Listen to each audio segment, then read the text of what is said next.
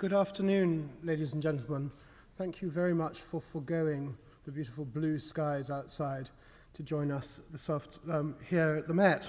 My name's Luke Syson. I'm the Iris and B. Gerald Cantor Curator in charge of European Sculpture and Decorative Arts. It's really rather a red-letter season in the history of my department, a kind of historic moment with no fewer than 3 of the 5 banners ornamenting our portals, celebrating exhibitions organised by ESDA, by this department, on English silver, on Bernese terracottas, and perhaps above all, on the extraordinary 18th century furniture of Abraham and David Roentgen, which I think is a literally, metaphorically, and stylistically transformative experience. We're very grateful to the Kellen Foundation for supporting the show to the hilt and allowing us to show once and for all that a major monographic exhibition dedicated to a practitioner, or in fact 2 practitioners, of the decorative arts is not just possible, it can even be popular. This is what might really be called a sneaky blockbuster.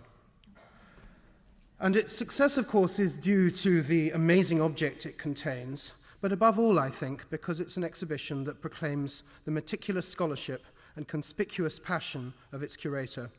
This is a true labour of love, one that celebrates craft and design, entrepreneurial know-how, Enlightenment science, and enlightened despotism, a marvellous, playful combination of luxury and inventiveness. So who's responsible for this remarkable achievement? In answer, I'm proud to introduce Wolfram Koeppe, a new colleague and a new friend, Marina Kellen French Curator, with specialising in Central European decorative arts in ESDA. Wolfram's achievements during his long career here at the Met are really too numerous to list this afternoon. He's written on the most extraordinary range of objects, and I have to say that some of those extraordinary objects are here in the Met thanks to his drive and his passion on ivories and amber, furniture and silver. This is the man who was introduced to me by another Met colleague as possessing perhaps the best visual memory of any he'd ever encountered. And Wolfram's used it to analyse furniture in our recent highlights volume with other colleagues, Pietra Dura in that memorable exhibition of a few years ago now, Viennese silver, and now the Roentgens. And that's what he's going to talk about now. Hidden doors and secret drawers, the furniture of the Roentgens. Wolfram.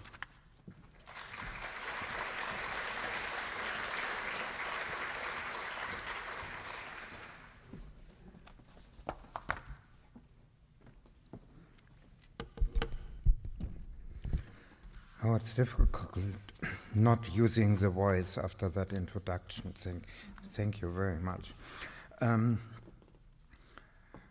Our subject this afternoon, Hidden Doors and Secret Drawers, is part of the events connected with the current exhibition Extravagant Inventions, the princely furniture of the Roentgens, which is a first broad overview of the intriguing rise of the cabinet-making firm of Abraham Roentgen and his son David. It may come as a surprise that this project represents also the first monographic lone exhibition devoted to any continental European cabinet maker or ébéniste of the Ancien Regime on such a scale in America. The difficulties of exhibiting furniture requires a range of special precautions. The Metropolitan Museum is one of the few institutions with the resources to take on such a challenge. It is this international approach and impeccable reputation that is also reflected in our educational mission. For many years, the Metropolitan Museum of Art has benefited enormously from the generosity of Marina Kellen and her late husband, Stephen. And, of course, on their foundation, the Maria and Stephen Kellen Foundation. The Kellen family enabled us to mount this extraordinary exhibition and also ensured that it is documented by the scholarly publication it deserves. My special thanks go to Marina Kellen French, who supported this endeavor in countless ways. With the same spirit as all of you here today in this auditorium, thus making sure that the Met can keep up these high standards of research and exhibitions for generations to come. This afternoon gives me also the opportunity to say thank you. As most important ingredients of a very good research recipe are the unconditional helpfulness of colleagues with whom I'm blessed in the Department of European Sculpture and Decorative Arts, and I want to acknowledge Luke Sison, the curator in charge, who made very things quite easy and supported them and gave me the freedom to work on Roentgen, which was quite time-intensive, as I should put it, and also Tamara Schechter, our research associate, who helped tireless in a wide range and with deep passion for the subject. Further, I'm grateful to my curator friends here at the Met and in other museums and those overseas, and a heartfelt thank you to those who opened the gates to relevant archives and privately owned collections, as well as sources of information which are normally restricted. So, now, what have the actor Michael Douglas or fashion luxury good magnates like Guerlain, Karl Lagerfeld and Hubert de Givenchy, the artist Georg Baselitz or ship fleet owner Niarchos and Jean-Paul Getty in common with the kings of Sweden, the princes of Monaco, the dukes of Devonshire, the Grand Dukes of Luxembourg, and in historic times with Queen Marie Antoinette, Catherine the Great, Napoleon, and the royal families of Bavaria, Prussia, and even Pope Pius VI. Just to name a few. All of them owned or currently own, and I hope that they enjoy furniture made in the workshop of Abraham and David Roentgen from a small town at the banks of the River Rhine that is called Neuwied. A roll-top desk of truly regal proportions and majestic appearance is a highlight of the royal collections and featured in one of the state reception room at Buckingham Palace as a symbol of the high status that stately furniture occupies. And I think the other examples that I will show you will underline this from the past. Here you see Her Majesty together with the American ambassador. The development from a one-man cabinet maker workshop still in a settlement called Herrn Haag, which you see here to give you a little orientation. There's Frankfurt, to a small enterprise and further to one of continental Europe's great economic wonders of the 18th century, was traditionally combined with the diverse stylistical process during the aesthetic period for high-end furnishings before the abyss of the upcoming French Revolutionary War. Each and every Roentgen object, even small pieces, had variations to distinguish them. Thus, the spoiled clients could be ensured that a totally identical haute couture object could not be grace their friends' or neighbors' interior, underlining the attempt to obtain exclusivity, which would be diminishing naturally with the commercial increased output of the manufactory. Neuwieder Arbeit or Neuwied Works, as Roentgen furniture was called in the 18th century, became indispensable accessories for those who aimed to be en vogue and to obtain exclusivity to the objects they acquired. Such intricate pieces helped to cement the fame of Abraham and David Roentgen in the decades to come. And this exceptional and forward-looking concept is as expressive today as it was during Roentgen's lifetimes.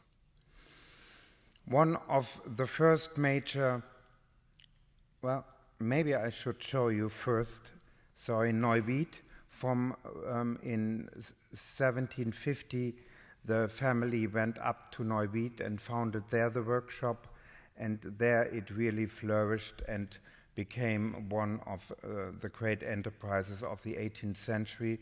And you see it's here at the Rhine, and words like St. Petersburg will come up, and also Paris and Brussels, which were major centers where Roentgen furniture was delivered, only to give you an idea of the geographical expansion. Our headline is Hidden Doors and Secret Drawers. Here you have a stand which was made for Roentgen's first most important client, Johann Philipp von Walderdorf, who was Archbishop of Trier and one of the ecclesiastical electors in Germany. Here you see his initials and his coat of arms proudly inlaid on top of this stand, and it really hides, the outer skin hides a lot of surprises. You see here, you can lift it up, you can use it as a book stand, but you also have space where you could put small candlesticks, and very important, in the lower part, you can pull out a compartment that you have to push a button, and then it's hinged and you can open it, and you have access to 8 small drawers. This is an invention that the Roentgens will feature to the whole career, Abraham and David. Later it will be automized. You just push a button and it will come automatically spring or weight driven, but at this early stage you had to pull it out by hand. Abraham Roentgen spent several years in London, and you see that London English models were his influence. This is an advertisement from an English cabinet maker from the 1740s, and you see how metamorphic, how multifunctional furniture was on vogue in the period. Here also you have something very similar. And please keep those forms in mind because they will encounter us later. One of the most complex pieces of European furniture of the 18th century is the desk, the big parade desk that was made for the Archbishop in around 1758 to 62. There is no doubt with his coat of arms here and his portrait who is the owner, but then it has a lot of hidden compartments, and again you have this system of pulling out these nest of drawers and then to break them with hinges and have access to 2 rows of drawers. Something very unusual is the kneeling bench, the prie-dieu. A cushion could be stored here in this drawer, and then there could be candlesticks up here, and maybe a crucifix could be on top, or a devotive figure in the tabernacle on top. And this was because, as an ordained priest, Walderdorf, even he was a prince of the church, had to read Mass at least once every day. So you had your own private chapel in your audience chamber, which is quite a luxury, I would say.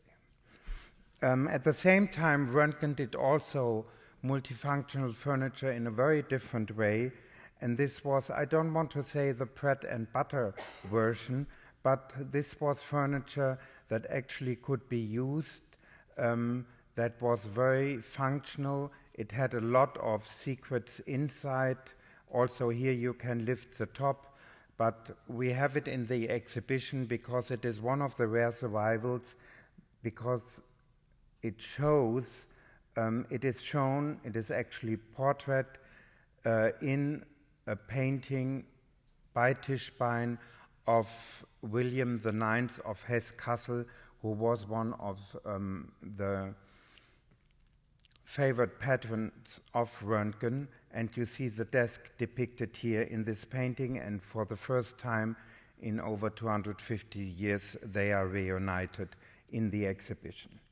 Another piece of a huge complexity is this poudreuse, a dressing table that was made for the wedding of an elector of Saxony to a princess of Pfalz-Zweibrücken. And in a piece like that, you needed a lot of compartments to store wigs, to store cosmetic implements, and of course you needed a mirror, which can be folded out here. And about this compartment, I think Caroline will inform you later. It's very important because there's something specially hidden in it. An exhibition and the preparation gives you always the opportunity to think about new attributions. And this piece, where we are really honored, that came from Hillwood, and today I really acknowledge the presence of like 35 or 40 of the Hillwood docents, which made the way from Washington to be here with us today and to look at these objects. It was always the question, this desk had or has the monogram MA standing originally for Marie Antoinette, or it was interpreted that way, but the crown is not the crown of an Archduchess of Austria, nor the crown of a Dauphine of France, but it looks very much like an electoral crown. Then you have a band of very unusual decorations here, which is basically a cross with equal arms. And this is something unusual. Why is this there? And we put ourselves to some archival research and also ask a lot of friends and a lot of archivists what that could allude to. And then came the big surprise that there is an order, which is the Order of the Starry Cross, which was given by the Habsburgs only to high women of aristocratic status. And this one is Maria Amalia Walpurgis of Saxony. She was an electress, so it would perfectly fit. And also she was an accomplished musician. She composed at least 3 or 4 operas and was admitted to the Rome Academy of Music as a woman, which was quite unusual very early on in the 1750s. And you see here all over music instruments inlaid, so the iconographic program is perfect for her personality. Again, you have these hidden compartments inside, and you have an easel where you can read a book when you can fold it out, but also in the top you can crank up from the side a mirror, and you have these candlesticks. If you put a candle in, you even had this fan that would protect your teint, because in the 18th century even a candle could be too hot to discolor your whitish cosmetic that was applied, but also it would diffuse the light and would give a very complementary environment.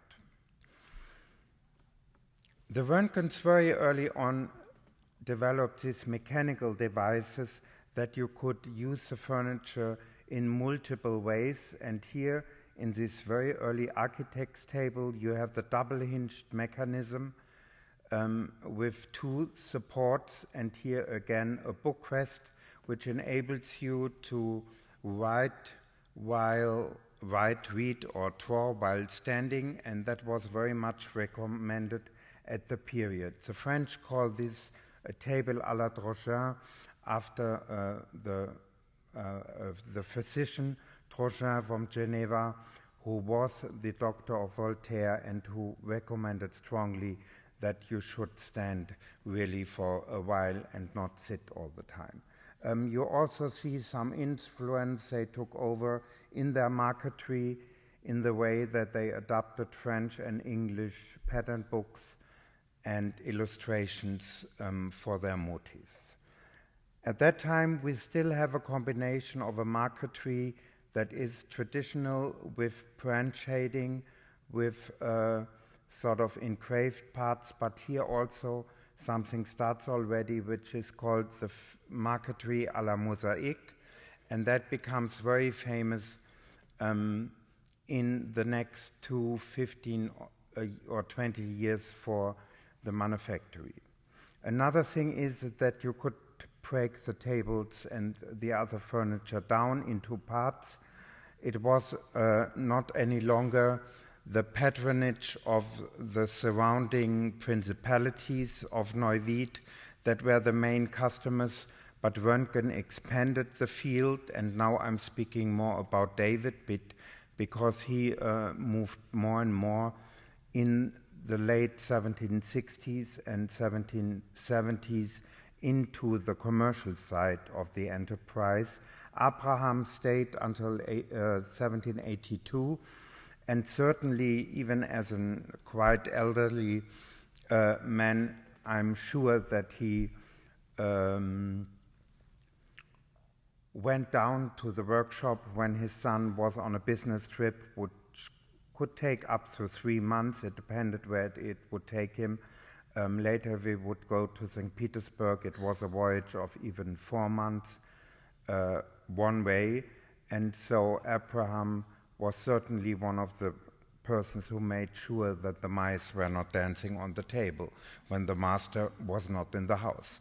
You see, you can unscrew the legs and everything would fit in a small crate, and you would even get, if it was not sent with a courier, to be assembled a kind of manual which was included, very much like IKEA does it today, but in a more sophisticated way, because each screw needed its own place. Everything was hand-turned and handmade, so the pieces had to be assembled after the numbers that they were carrying and as a signage on them.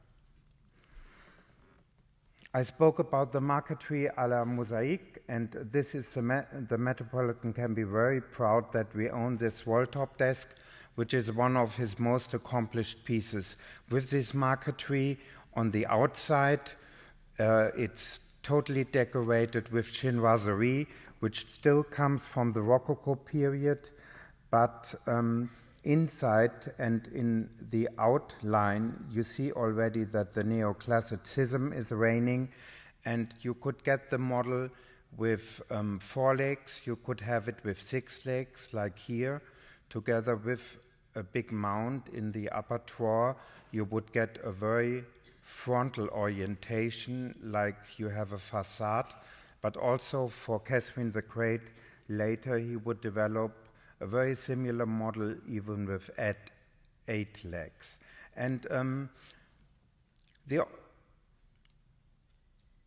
choice was only that one of the patron, how much money he wanted to spend, because 8 legs were more expensive, you needed more gilded mounts, and also here there are exclusively done mounts made in Paris, which were very expensive to import to Neuwied, and he had a collaborator in Paris, which was Pierre Raymond, who became one of his most important mount makers. To show you now what is in there with hidden drawers and secret doors, we have a wonderful footage that we want to play. It's very short, but it is one of the new animations we did for the exhibition. Just enjoy for a moment looking at the piece and how it works.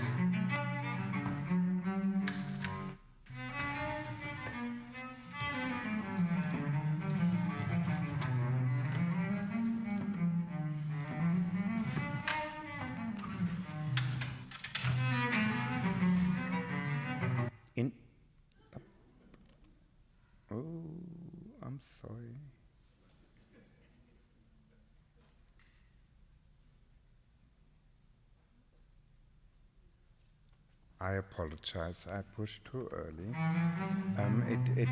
Because it gets faster and faster, and at the end you get a little bit carried away. But now I can add that inside it shows already the new modern fashion of mahogany. Just have the beautiful craning of mahogany offset with gilded mounts, and we will see it shortly now. And this is a new fashion that will wane in the 1780s. So the desk is very transitional.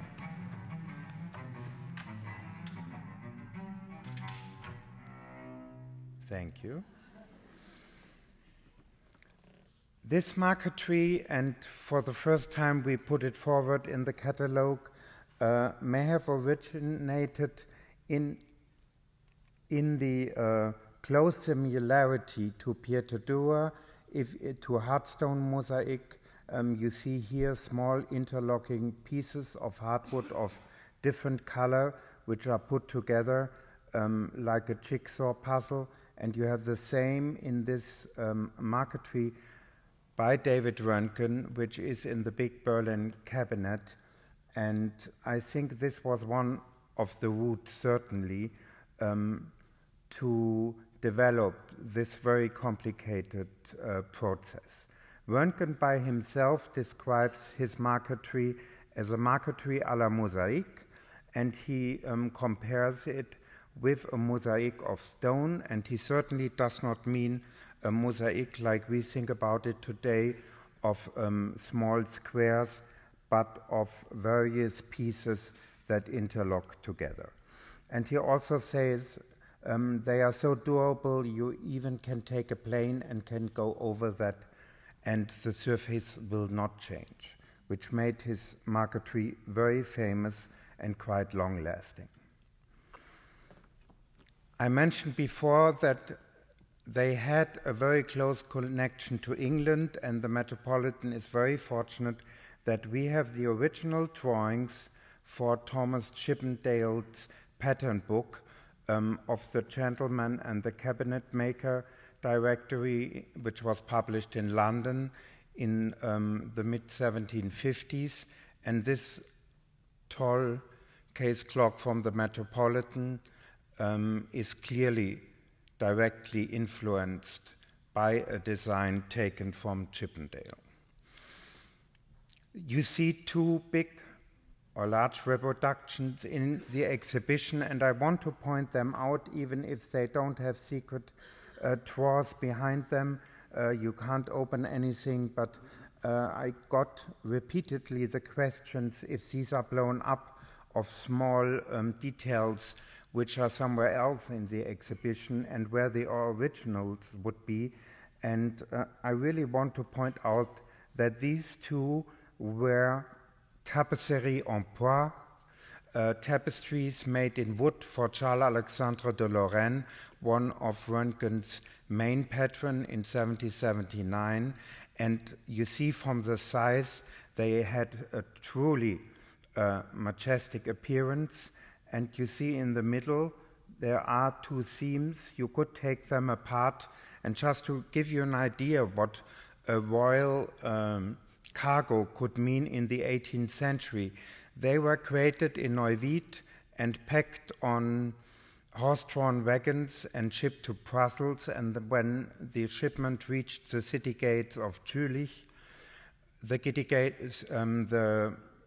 wagons could not pass through, and what was ordered was simply to destroy parts of the city gates and to take up the pavement to make it deeper and take out the cobblestones that the wagons could pass. And this was only possible when you were transported something for a true absolutistic ruler, as Charles-Alexandre, the Duke of Lorraine, would have been at the time.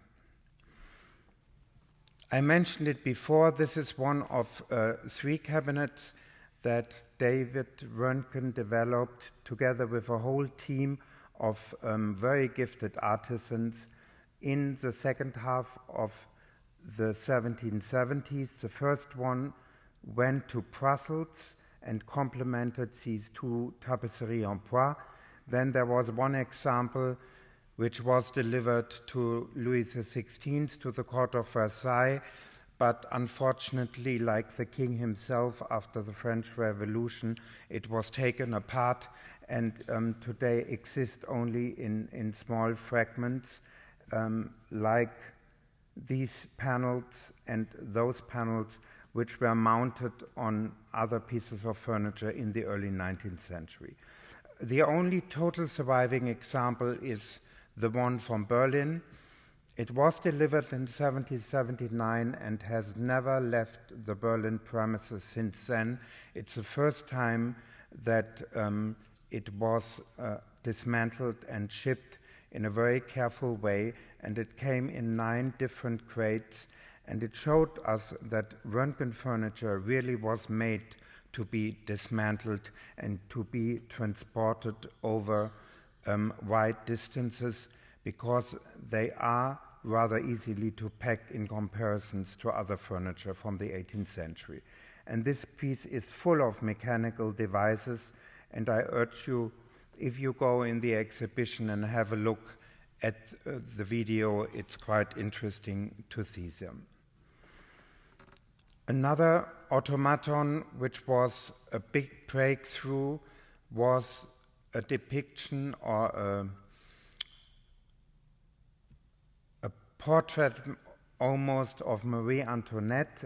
It was developed by Roentgen, like the Secretary for Berlin, I should add, on total speculation, and nobody knows how they could hide the secret in Neuwied.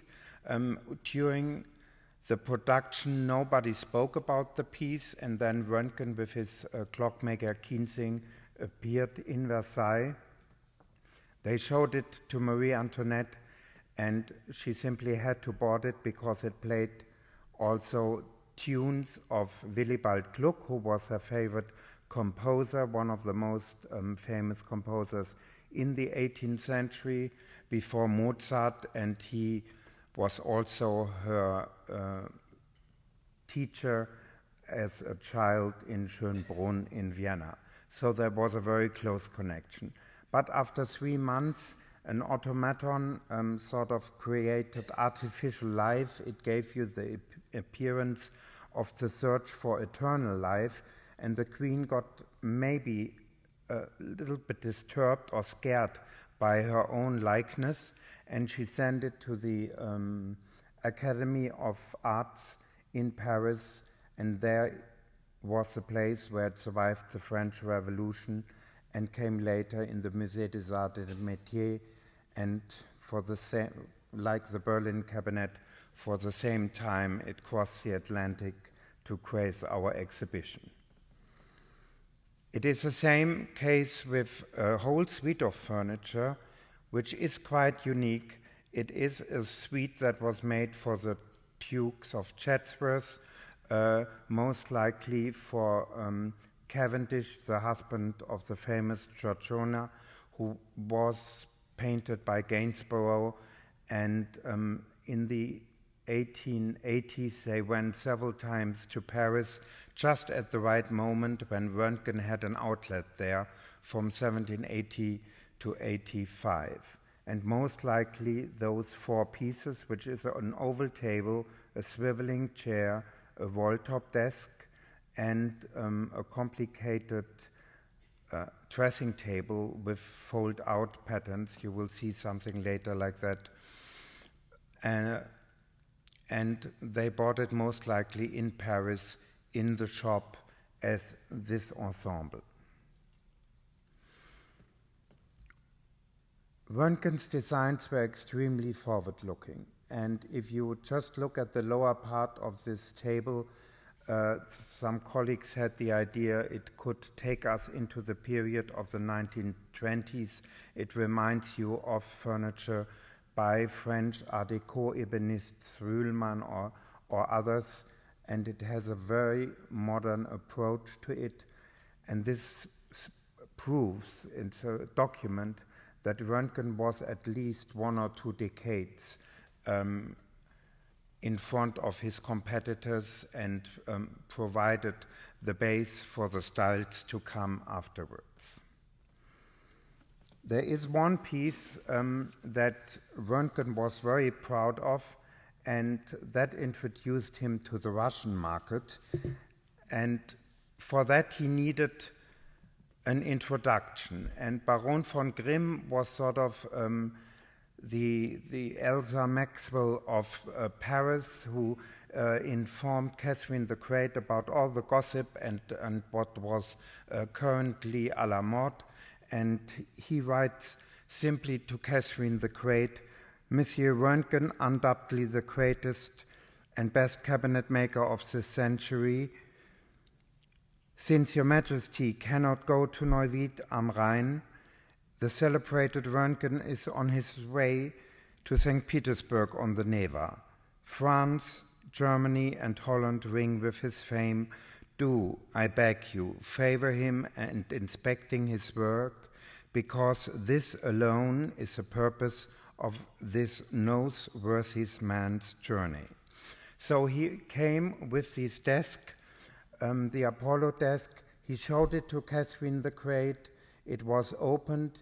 Inside is a facade of a palace. In front of it is a little knob in form of her favorite greyhound, together with the two figures of sphinxes, which were the symbol of female wisdom, must have simply taken the Empress by surprise, especially when you see your favorite dog in a portrait. And she bought the piece for the exorbitant price of 20,000 rubles, gave him 5,000 rubles as an extra and a golden snuff box. That initiated a whole wave of newspaper articles in the whole of Europe, because nobody could understand why is she paying him more than he demanded, because 20,000 ruble at the time, only some years later, what we call today the Yusupov Palace, was sold by a Countess Sheremetev for the same price of 20,000 rubles, and that documents that really major architectural structure in St. Petersburg was at the time the equivalent of one writing desk. Later, he sends to Russia one shipment with 126 items, and she buys them all, and in the exhibition you will see 7 objects that originally were owned by Catherine the Great. The Empress, of course, was emulated by her courtiers, and one of the most influential one was Count Stroganov, whom you see here. He also lived in Paris shortly before Roentgen delivered the big secretary, but was surely informed about him, and he ordered this wonderful piece, which is in the exhibition and which has drawers which all come out if you push a button, and you can see that in the exhibition. Another important client were the Counts of Shuvalov, and the museum in Neuwied sent in really an unprecedented way their most famous display, which is the Apollo clock, which is a huge monumental clock with Apollo, the god of the muses, on top, and it has these beautiful mounts for which we were able to identify the preparatory drawings, and it has also mounts here. It is the most accomplished and the most decorated of all the Roentgen clocks of this type, including 2 musical devices and a very special movement that is extremely exact. Another movement that Roentgen installed in one of his clocks was perfected by Kienzing, by the clockmaker he worked together with, but it was based on an invention by Benjamin Franklin. This is the bust of Houdon, that the Metropolitan owns of 1778. And it is around the years when Benjamin Franklin lived in Paris before he had traveled in Germany. Maybe that was the reason why Roentgen took up the movement, which has only imagined 3 wheels to work. Benjamin Franklin complained that the American colonies still at the time would import too many clocks with too much material from England, and that should be reduced. So he invented this clock mechanism, and Roentgen then designed this pyramidal shape for it with this wonderful clock dial, and it is just a pleasure of harmony and to see it together. And this clock inspired a lot of later similar examples in the 19th century. Some years ago, the Metropolitan was able to acquire a game table, and I have to make a huge compliment to our media department to thank Christopher Noe and also Paco, Paco Link, I'm sorry. I know him under the name Paco, and that's so embedded that his name is Paco Link, and they are just geniuses in inventing new animations, and that is one of the rare 3D animation that they did, and I just want you to enjoy how this works because it shows the table from a totally different perspective. First, it was like it is displayed in the Weitzman galleries, and now you see it from all sides with the beautiful craning of the mahogany. Then you have a gate leg that you can swing open up to 90 degrees. You can draw out secret drawers.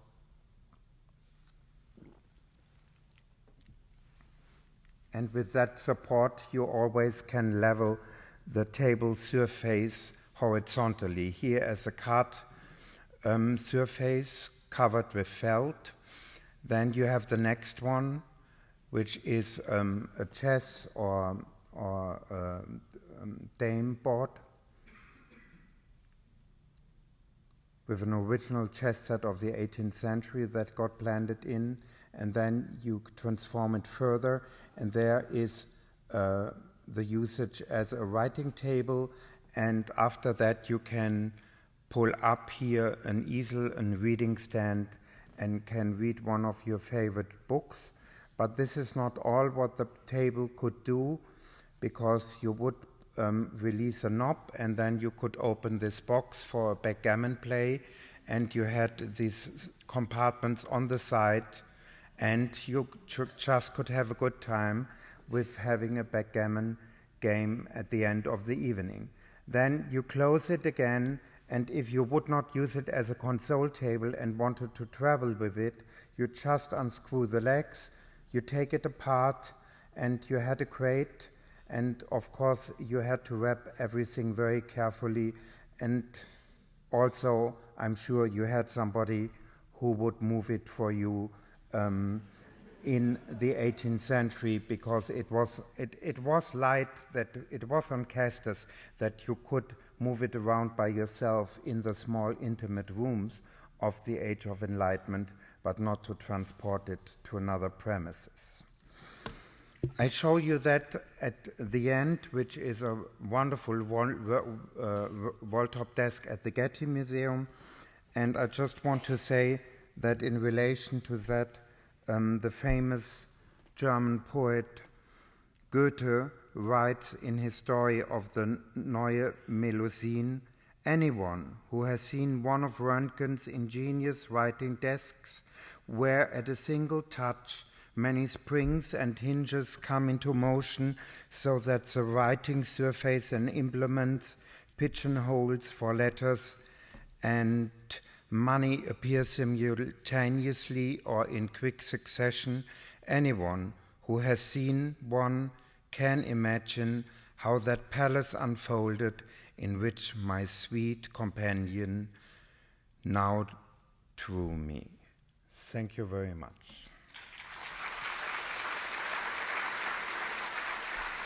As